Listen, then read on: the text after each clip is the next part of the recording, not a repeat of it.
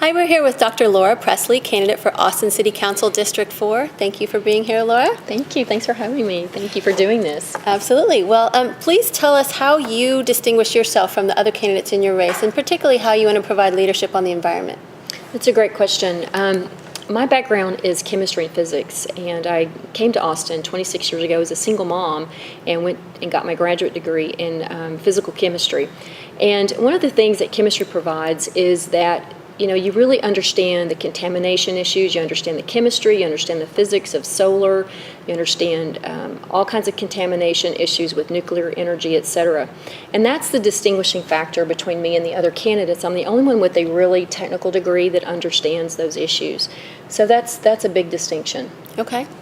Let's jump into some of the issues. So let's start with water. I know you have lots of thoughts about water conservation, water quality. Tell us what you think we should be doing to move forward in this more water-constrained future that we're facing. Yeah, this is the number one environmental issue for Austin is our water supply. When you go out and look at the lake, it is shocking. I think it is, and I think your evolutionary survival mechanisms start kicking in, and you're looking at the lake and you go, there's a problem with that. We have too many straws in the lake. Let me say that. So what do we do?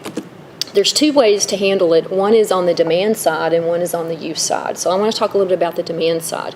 We give a lot of subsidies to corporations to come to Austin, and I think we've had enough of that. I think we've developed enough in Austin, and we could take our foot off the pedal of that. So I think stopping the subsidies to big corporations moving here, and also we advertise. Millions of dollars every year are spent in advertising to bring more people to Austin.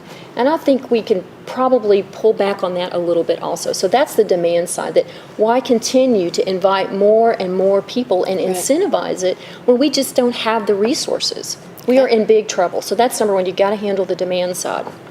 And then also the conservation side is the biggest key. There are many things we can do to conserve water. And, I think I'm a rainwater expert. This is my company that I have, my small business. And I think we need to incentivize, not mandate. Mandate is a little bit strong, but incentivize. Sure. I'm a business owner. You incentivize me. You had me at hello. Right. So incentivize rainwater collection for businesses and residential. There's a lot of restrictions that the city invokes.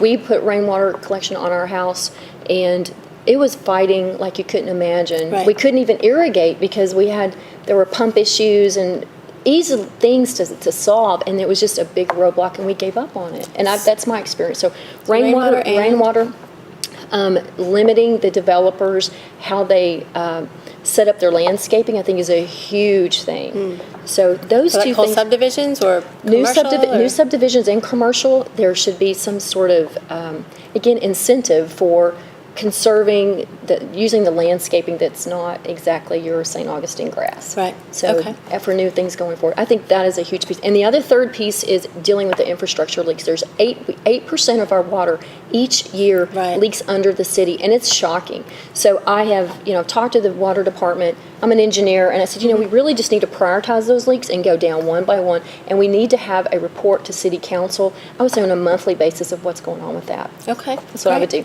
Yeah. And in terms of the management of the water utility and Austin Energy, I think you have some ideas on that. Yes, the water utility specialists focus on that because that's the biggest hitter environmentally.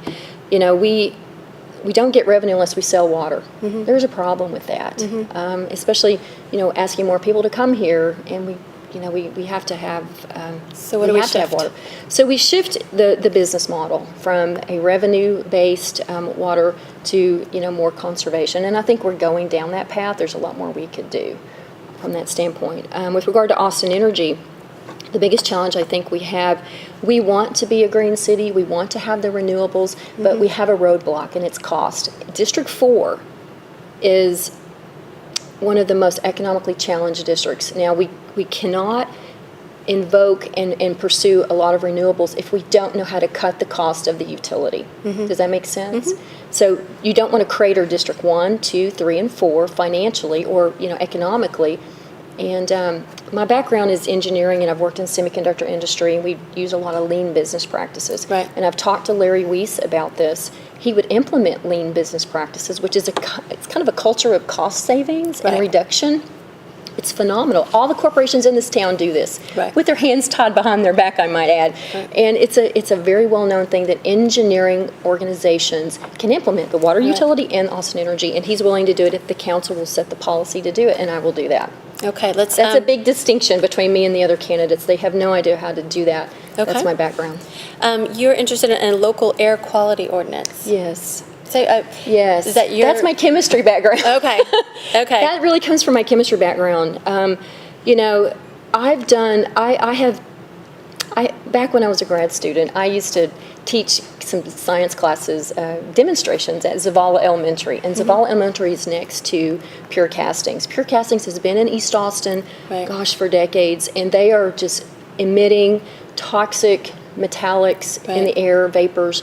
Those poor children have, that community has been suffering for decades. Right. I think, we don't reach the criteria limit for the EPA to shut them down, but I do think we could have an air quality ordinance, and Okay. I've been supporting that for years, and we could help them relocate. Okay. It's a big issue. Let's talk about balancing renewable energy and affordability goals. Exactly.